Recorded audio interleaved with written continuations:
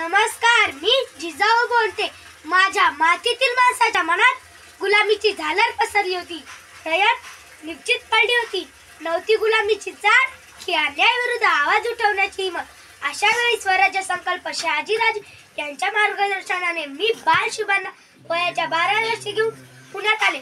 सोबत होते ते जीवाभावाचे सहकार्य आणि स्वराज्य निर्माण करण्याचा निर्धार।